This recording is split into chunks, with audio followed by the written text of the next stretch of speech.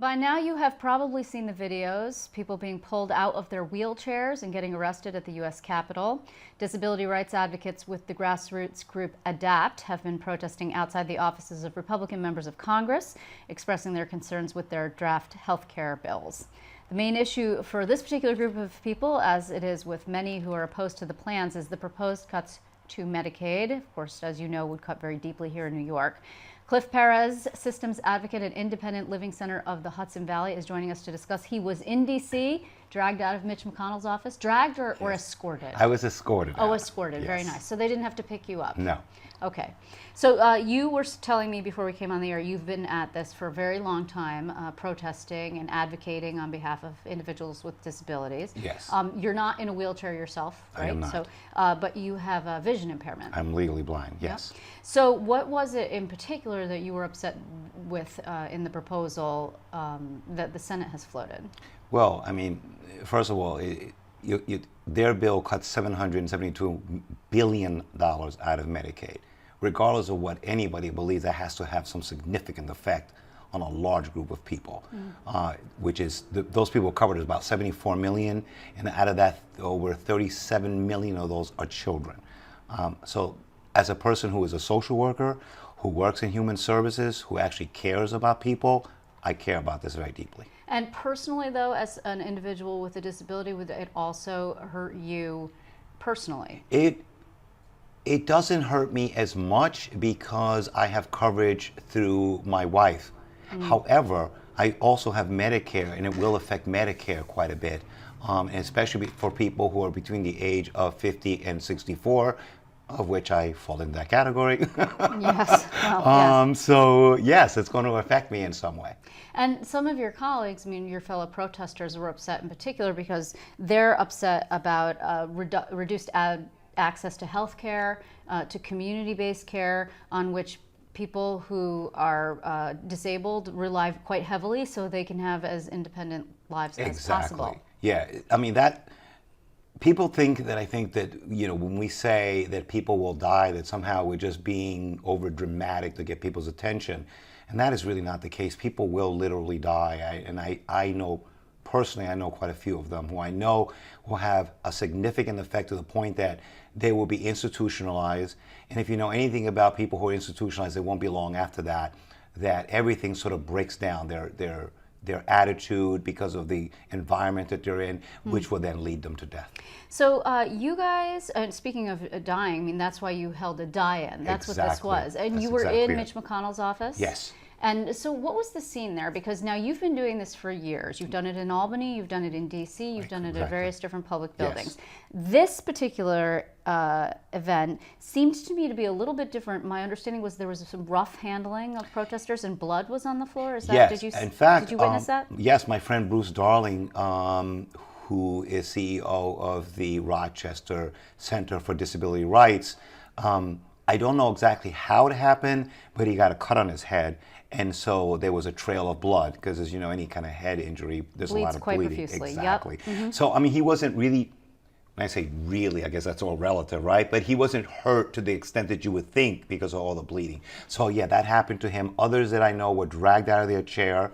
One woman in particular was taken, Stephanie Woodward was dragged completely out of her chair and carried out. And somebody else had to push her chair after her so that she had the chair when they got outside. So had you experienced that before, that kind of handling? I personally have never experienced that. I mean, because I'm not a wheelchair user and I don't have a mobility impairment. So I was able to walk out. And in fact, if you see the video, I'm actually having a conversation with the policeman as he's taking me outside, asking him what. Did they cuff you? No, they didn't. Oh. It was pretty cordial, and we had a good conversation, and I said to him, what, is it illegal to protest in a senator's office when you're trying to let them know what the issues are that you have an issue with? Apparently that's illegal. Well, right. Well, occupation of the office, I think, when it interferes or they deem it to interfere with the regular operation of an elected official, that's when things get sticky. But usually, so you guys didn't give them a heads up. Sometimes you have these sort of pre-event conversations with law enforcement where you say, well, this many people want to be arrested Right. to make it. You didn't do that? No, because if we did that, we know that we would be blocked out. So we had to map out all different exits, which way to go in, all of that, so that they would not get a head jump on and try and stop us. So do you believe that your efforts were effective? I mean, we know that McConnell could not actually hold a vote. He couldn't put the votes together before July 4th, before the holiday. He's now back to the table trying Right. to offer concessions. Of course, the problem is balancing the moderates and the conservatives. Exactly. He wants to get a vote as quickly as possible when they return. But and we've now seen reports that some Republican lawmakers were avoiding 4th of July parades and other events in their districts because they're really getting an earful from constituents. Did you think that this kind of effort has an impact? Well, I was having that discussion earlier today with my intern about that, and said, to him, having an impact, what does that really mean? Well, does it mean inevitably what we would want actually is for the bill never to take place? Well, did that happen? Well, no. But one, it didn't take place. Whether or not we're the ones that affected that or not, that's uncertain. But clearly, we've gotten a lot of press, a lot of visibility. Many people who never knew anything about ADAPT or what people with disabilities are going through do know about it now. And I think the most important part of all this is I've been calling this time that we're going through as an emotional time. And the only way to affect people now is through emotion, because reason doesn't seem to work.